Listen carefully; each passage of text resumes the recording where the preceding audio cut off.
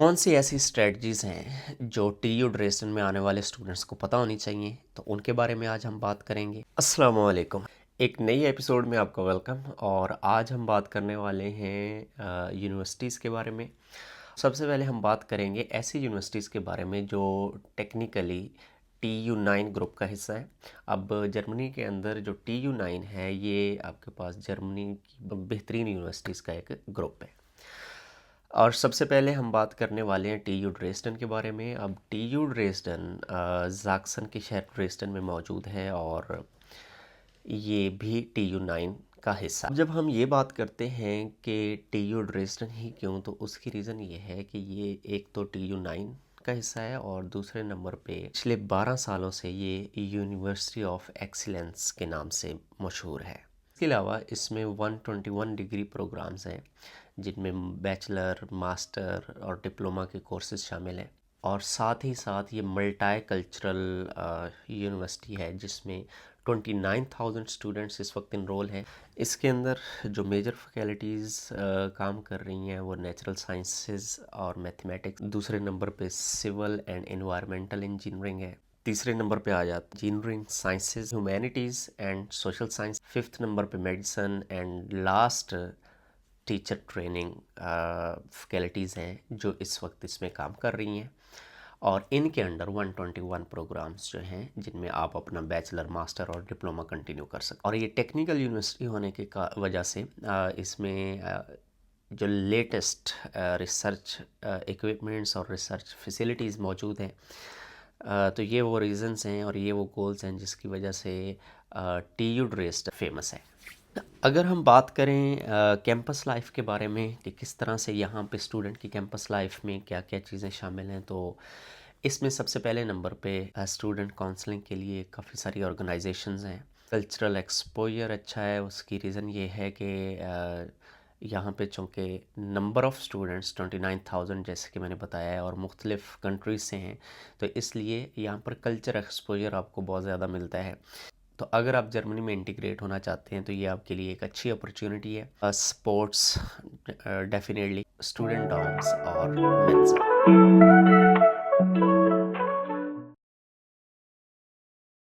काफ़ी सारे स्टूडेंट जो नए आते हैं उनको जब मेंसा के बारे में पहले तो आइडिया नहीं होता, और अगर आइडिया होता है तो फिर उन्हें ये नहीं पता होता कि किस तरह से हम यहाँ से फूड ले सकते हैं। तो इसका बेहतरीन तरीकाकार ये है कि सबसे पहले आप अपने प्ले स्टोर से एक ऐप डाउनलोड करेंगे मेंसा प्लस के नाम से।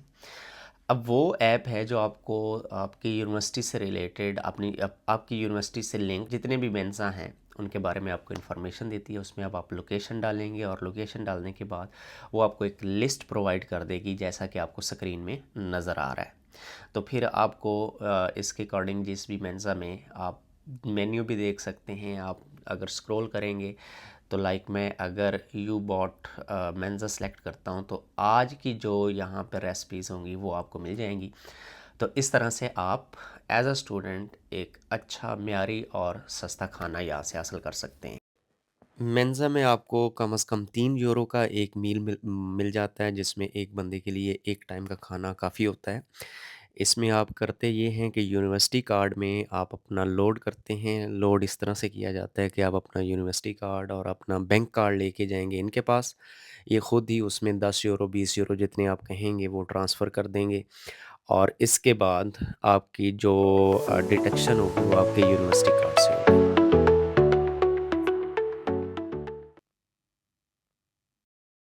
नेक्स्ट लाइब्रेरी है। अब लाइब्रेरी में जो है आपके पास आपका जो यूनिवर्सिटी कार्ड होता है वही आपका लाइब्रेरी कार्ड के तौर पर यूज़ होगा। एक है सेंट्रल लाइब्रेरी और एक है आपके पास स्लूब। अब जो स्लूब है इसमें अपने फील्ड से रिलेटेड बुक्स ले सकते हैं, इशू करवा सकते हैं उनको, आप वहीं पे बैठ के पढ़ सकते हैं। आपको फ्री इंटरनेट एक्सेस होती है और एक अच्छा और बेहतरीन वहाँ पे एटमॉस्फेयर है अगर आप स्टडी करना चाहते हैं। और अगर आप कोई बुक इशू करवाना चाहते हैं तो आप अपने यूनिवर्सिटी कार्ड को यूज़ करेंगे और उसको स्कैन करके आप ख़ुद भी बुक इशू कर सकते हैं। अदरवाइज़ वहाँ पे हेल्पिंग डेस्क होते हैं, वहाँ पे जाएं, अपना कार्ड दें और वो बुक दें, तो वो आपको फ़ौरन इशू करके दे देते हैं। कुछ बुक्स हैं जो ज़्यादा देर के लिए आपको इशू हो जाती हैं अगर उनकी क्वांटिटी ज़्यादा है, और अदरवाइज़ वो आपको 15 से 20 डेज़ के लिए एक बुक इशू करते हैं, देन आप उनको वापस करेंगे। और वापस करने के अगर फ़ौरन बाद आप उसको दोबारा इशू करवाना चाहें तो भी पॉसिबल है। अब हम स्पेशली बात ये करेंगे कि जो नए स्टूडेंट यहाँ पे आते हैं तो उनको कौन सी चीज़ें हैं जिन पे ध्यान देना चाहिए, जो उनके लिए बहुत ज़रूरी हैं। तो सबसे पहली बात ये है कि जो भी लोग नए आ रहे हैं और वो इन टाइम यहाँ पे पहुँच रहे हैं, जैसे अक्टूबर में क्लासेस का स्टार्ट है, तो अगर वो अक्टूबर में क्लास स्टार्ट होने से पहले यहाँ पे ड्रेसडन जर्मनी में पहुँच जाते हैं, अपना वेलकम इवेंट लाजमी अटेंड करें। उसमें उसको काफ़ी सारी ऐसी इन्फॉर्मेशन मिल जाती हैं जिसके लिए बाद में उनको परेशान नहीं होना पड़ता। और अगला जो पॉइंट है वो ये है कि जैसे ही आपको एडमिशन लेटर रिसीव होता है तो तब से ही आप अपनी रेजिडेंस के लिए अप्लाई करना शुरू कर दें, क्योंकि स्टूडेंट डॉम में एक तो अप्लाई पहले ही करना पड़ता है, अदरवाइज़ फिर आपको डिले कर देते हैं, वो 5-6 महीने बाद में आपको जाके रूम मिलता है। तो इसलिए सबसे पहला काम ये करें कि अपनी रेजिडेंस लाजमी अप्लाई करें। अब रेजिडेंस अप्लाई करने के लिए अगर आप स्टूडेंट डॉम लेना चाहते हैं तो उसके लिए ये आपको वेबसाइट नज़र आ रही है, इस पे जाएं, अपना फॉर्म फिल करें और फॉर्म फिल करने के बाद आप अप्लाई कर दें। और आप एक एक्सपेक्टेड सी डेट भी दे सकते हैं। अगर आप जर्मनी नहीं पहुंचे और आपने अप्लाई कर रहे हैं तो आप एक एक्सपेक्टेड डेट दे सकते हैं कि मेरा वीज़ा इस डेट तक मुझे मिल जाएगा और होप्स हो कि मैं इस डेट तक पहुंच जाऊंगा। आप इस तरह से भी अपना रूम बुक कर सकते हैं।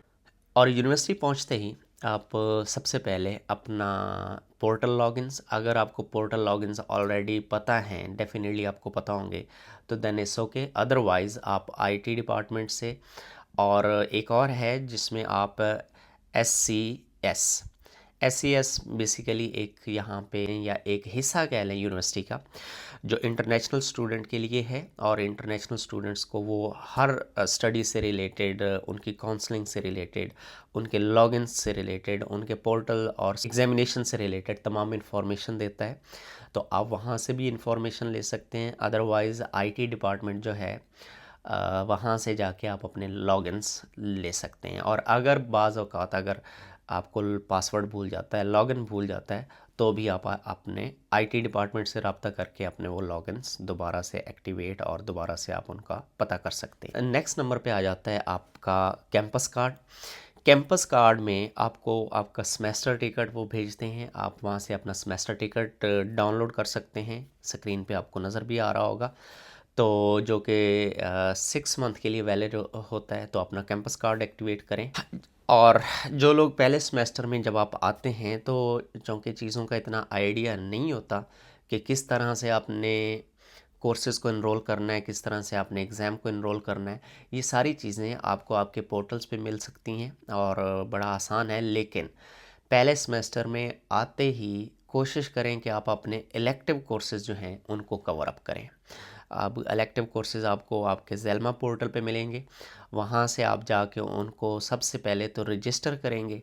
रजिस्टर करने का मतलब ये होता है कि आप वो कोर्स अटेंड करने के ख्वाहिशमंद हैं। तो देन वो आपको एक टाइम टेबल इशू हो जाता है, उसी पोर्टल के ऊपर आप उसको देख सकते हैं कि आपकी क्लासेस कब, कहाँ और किस वक्त होनी है। फ़र्स्ट ऑफ़ ऑल, अगर आप मेजर कोर्सेज़ उठा रहे हैं तो उनके साथ साथ अपने इलेक्टिव कोर्सेज़ पहले सेमेस्टर से ही उनको कवर करने की कोशिश करें। नए स्टूडेंट के लिए स्ट्रेटजीज़ क्या क्या होनी चाहिए। सबसे पहले नंबर पे जैसे मैंने बताया आपको कि आप अपना इंट्रोडक्टरी लेक्चर, वेलकम लेक्चर लाजमी अटेंड करें। उसमें काफ़ी सारी चीज़ें आपको नई पता चलेंगी। दूसरे नंबर पे अपने सेमेस्टर के स्केड्यूल के बारे में इंफॉर्मेशन लें, जो कि मैं पहले भी बता चुका हूँ कि आपको ज़ेल्मा या फिर ओपाल पोर्टल, ये अब मैं साथ स्क्रीन पे आपको नज़र भी आ रहा है, इन पे जाके आप अपना लॉगिन करें और लॉगिन करने के बाद अपना सेमेस्टर स्केड्यूल देखें। आपने कौन से कोर्सेज़ रजिस्टर करने हैं, कौन से कोर्सेज़ रजिस्टर कर लिए हैं और उनकी क्लासेस कहाँ होंगी और उनकी क्लासेस किस किस दिन होंगी, ये सारी चीज़ें आपको ओपाल और ज़ेल्मा दोनों से पता चल सकते हैं। डेफिनेटली टाइम टेबल चेक करेंगे। फिर एक और चीज़ जो बहुत ज़रूरी है, अपने कैंपस के बारे में आपको पता होना चाहिए। और यहाँ पे TU ड्रेसडन आपको लैंग्वेज कोर्सेज भी प्रोवाइड कर रही होती है कि अगर आप जर्मन लैंग्वेज सीखना चाहते हैं तो देन हर सेमेस्टर में इनकी रजिस्ट्रेशन आपको करवानी पड़ती है। तो आप अगर TU ड्रेसडन के साथ लैंग्वेज कोर्स करना चाहते हैं तो देन उसका भी आपको ध्यान रखना पड़ेगा। आपको बर वक्त ये चीज़ें इनरोल करवानी पड़ती हैं, लेकिन होता ये इस तरह से है कि जैसे ही इनकी रजिस्ट्रेशन ओपन होती हैं तो विद इन 1 to 2 मिनट्स ये सारी रजिस्ट्रेशन सारी सीट्स फिल हो जाती हैं। तो इसलिए एक तो आपको पता होना चाहिए कि कब इनकी रजिस्ट्रेशंस ओपन हो रही हैं, और दूसरा फिर आपको एक्टिवली उन कोर्सेज़ को इनरोल करना है ताकि फिर आपकी सीट भी बन सके। 8वें नंबर पे अगर आप स्पोर्ट के शौकीन हैं और स्पोर्ट में हिस्सा लेना चाहते हैं तो TU ड्रेसडन स्पोर्ट्स डिपार्टमेंट या स्पोर्ट्स डिपार्टमेंट की वेबसाइट पे जाके आप अपने आप को इनरोल कर सकते हैं स्पोर्ट्स के लिए। लाइक अगर आप जिम ज्वाइन करना चाहते हैं, आप एथलेटिक्स ज्वाइन करना चाहते हैं या किसी भी किस्म की स्पोर्ट्स में हिस्सा लेना चाहते हैं तो तब आप उनकी वेबसाइट पे जाके वहाँ पे अपने आप को रजिस्टर कर सकते हैं। और 9th नंबर पे आपको लाइब्रेरी का पता होना चाहिए, किस तरह से आप जब वहाँ पे जाके अपनी बुक इशू करवा सकते हैं, किस तरह से आप जाके पढ़ सकते हैं, आप इंटरनेट एक्सेस किस तरह से हासिल कर सकते हैं। तो इंटरनेट एक्सेस बेसिकली आपका जो ZIH लॉगिन है वही आप लॉगिन के तौर पर यूज़ करेंगे और अपने अपने मोबाइल फ़ोन को अपने लैपटॉप को इंटरनेट से कनेक्ट करेंगे तो आप लाइब्रेरी में जाके फ्री ऑफ कॉस्ट इंटरनेट भी यूज़ कर सकते हैं और पढ़ भी सकते हैं। तो हम थोड़ी सी बात करेंगे सर्विस सेंटर स्टडीज़ के बारे में। सर्विस सेंटर स्टडीज़ एक ऐसा प्लेटफॉर्म है TU ड्रेसडन के अंदर जो आपकी इनरोलमेंट से लेकर आपकी काउंसलिंग तक, आपकी स्टडीज़, एग्जामिनेशन से रिलेटेड वटएवर आपको एज अ स्टूडेंट जो प्रॉब्लम फेस करते हैं उन सारे के बारे में आपको तकरीबन सॉल्यूशन प्रोवाइड करता है। और इसका एड्रेस भी और इसके बारे में इंफॉर्मेशन जितनी भी आपको स्क्रीन के ऊपर नज़र आ रही है। आपको अगर किसी किस्म का कोई प्रॉब्लम होता है तो सिंपली आप जाएं इनकी डेस्क पे। तो ये तो इन्फॉर्मेशन थी जो लोग यहाँ पे एडमिशन ले चुके हैं और अपना सेमेस्टर स्टार्ट करने वाले हैं। एक तो उनको बेस्ट ऑफ लक। और दूसरे नंबर पे अगर कोई दोस्त ये वीडियो देख रहा है और वो इसमें एडमिशन लेना चाहता है इस यूनिवर्सिटी में, तो इसकी जो डेडलाइन है, एडमिशन डेडलाइन है, वो 15 जनवरी फॉर द समर इनटेक, जो कि अप्रैल में जिसकी क्लासेस शुरू हो जाएंगी। और अगर आप विंटर इनटेक में एडमिशन लेना चाहते हैं और विंटर इनटेक में यहाँ पर आना चाहते हैं तो देन 15 जून। तो ये इनकी डेडलाइंस हैं, एडमिशन डेडलाइंस हैं। और अगर आप अप्लाई करना चाहते हैं तो इस ड्यूरेशन में आप अप्लाई करके अपना विंटर या समर इनटेक यहाँ पे ले सकते हैं। तो आज की वीडियो यहीं पे हम ख़त्म करते हैं। तो नेक्स्ट वीडियो में इंशाल्लाह हम TU बर्लिन और इसी तरह से पूरे TU 9 ग्रुप को डिस्कस करने वाले हैं। तो वीडियो को लाइक कर लें, चैनल को सब्सक्राइब कर लें और दोस्तों के साथ शेयर कर दें ताकि जो लोग इस तरह की इन्फॉर्मेशन चाहते हैं उन तक इन्फॉर्मेशन पहुंचती रहे और उनको प्रॉपर गाइड मिलता रहे। तो नेक्स्ट एपिसोड के साथ इंशाल्लाह बहुत जल्द मिलते हैं। Thank you so much.